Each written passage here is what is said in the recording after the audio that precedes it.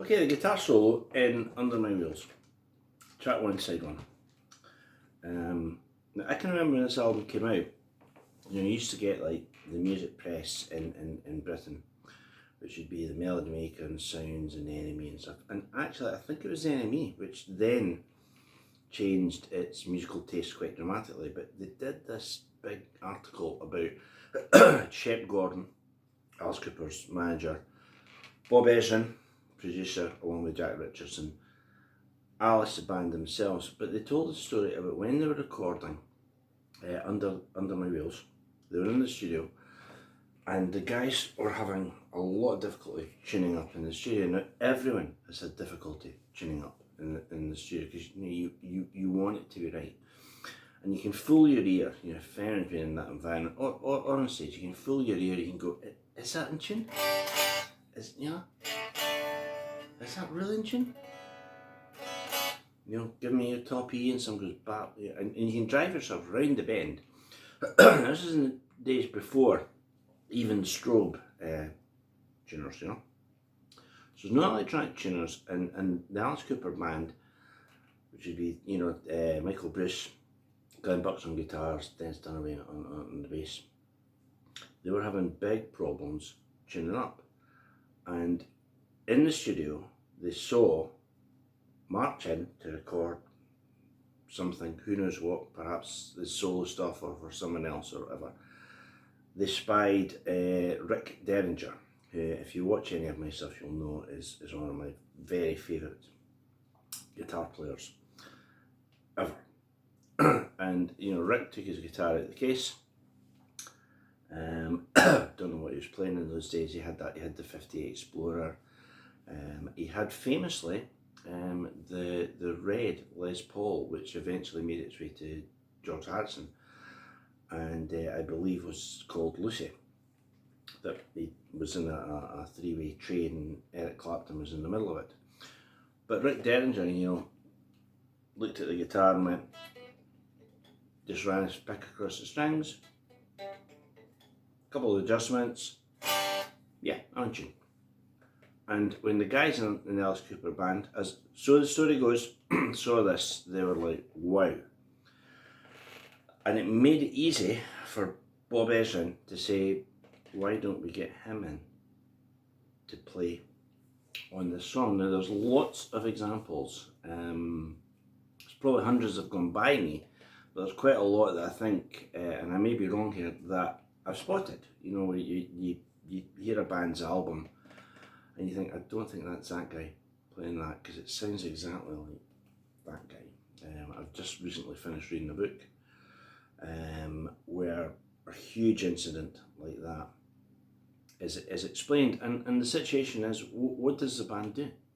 Does the band say, no, we're sticking by our guy, we're not bringing in some superstar just so we might sell more records? Or do they say, let's be pragmatic here, Who knows? Who knows what you'd do until you're in that position?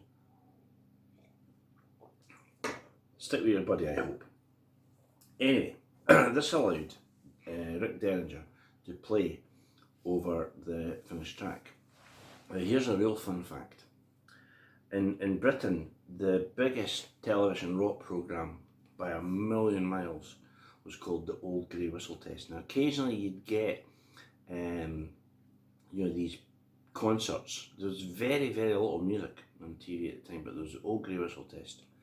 So even, whatever time it was on, even if you had school the next day or whatever, you'd watch the Old Grey Whistle Test, and they would have a band in the studio, more often than not miming, sometimes playing live. And those performances are legendary, the Dolls. I mean, I saw Wishbone Ash, both of those ones I have to say were mimed. Alice Cooper. And, there was just this wave of outrage at what they look like and all the rest of it. But years later, the Old Grey Whistle Test programme collated all these shows, and they put them out on a long DVD. And one of the excerpts, Montrose doing Bad Motor Scooter, was on it as well. That was Space Station #5. That was unbelievable, one of the highlights is Alice Cooper, and the choice would be Is It My Body or Under My Wheels, and they picked Under My Wheels. Now, as you know, or as I just suggested, that has a solo by someone who's not in the band, Rick Derringer. So they could have either played it live, and Glenn Buxton could have played his own stuff there. And he does actually play in the middle of the solo. I'll get to that in a second. And the horns play it. I mean, there's so much going on in this solo. But they elected to play a pre-recorded version, and at the end, don't ask me why, on this Best of the Old Grey Whistle Test DVD, they just let it run. And where the band are playing the A to F section at the end, there is this long guitar solo by Rick. It's great. If you're a Rick Derringer fan, this is fantastic. And you get this solo by him that you've never heard, and it just seems like they obviously said, well, just carry on. I mean, in the modern era, that would be on a loop, and someone would say, just play for 15 minutes and we'll pick out bits we like. Or if it was like someone like Bill Simzik, producer, he might patch it together, or say, I like that bit and I like that bit, go away and learn those two bits, and loads of ways to do a composite. But you get this long solo by Rick Derringer, and obviously you get this one in the middle. So it's a guest guitar solo on a rock song. If you listen to it on headphones, it's still really buried. It's really hard to hear. So I'm going to show you what I think Rick played, and it sounds like a one-off. Just go for it solo. I mean, it may be take one. It may be like the 2 takes of Beat It by Eddie Van Halen. It's so fantastic, the playing, right? But it's renowned as one of these production moments of genius, certainly in my book it is, where the guitar is buried. If you listen to it through your speakers, no matter how loud you have it, there's so much else going on that, what's he playing there?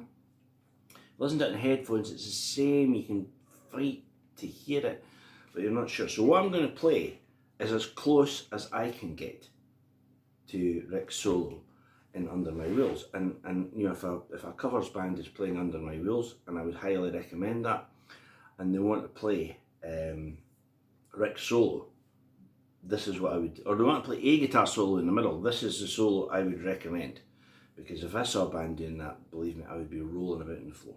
It's so great.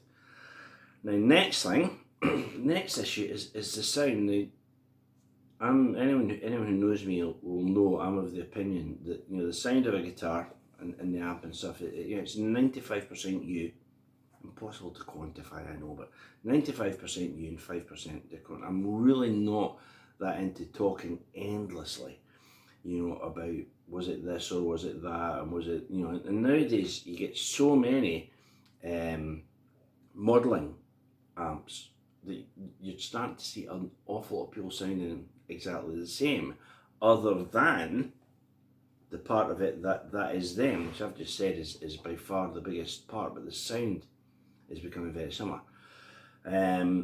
So this is not your conventional sound. As I said, I don't know what he played it on. I don't know if he played it on the Explorer. It's before Rick played the BC Riches or the Lucy Les Paul or whatever. I have no way of knowing what Rick Derringer played this on. But it's got this modulation effect in it that I think it's a phaser. I think it's like maybe an MXR, and it appeared to be turned up quite high, so there is like major league swish going on in it. In addition to that, it's buried, so it's doing everything to make it impenetrable for you to figure out, but it doesn't matter because it sounds so fantastic. So I'll come back in 2 minutes and I will show you what I think, or as close as I can get, to Rick Derringer's legendary, and I do mean legendary, solo in Under My Wheels. And in the meantime, I'll set my amp to have the phaser turned quite high and modulation high, so it goes swish, and we'll see how close we can get.